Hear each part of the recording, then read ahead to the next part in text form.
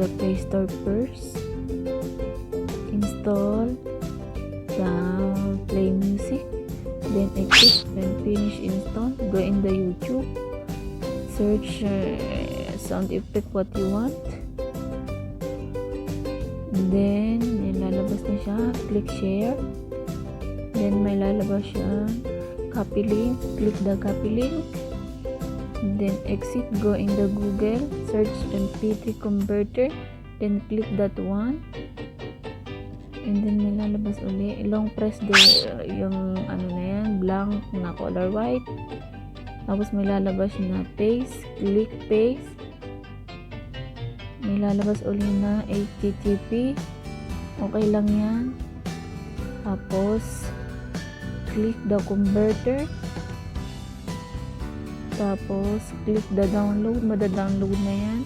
Then, exit. Go in the Play Music. Check the download na yung sound effect or no. Tapos, ayan. Click the download to check the sound effect or na-download na o hindi pa. Ayan na siya.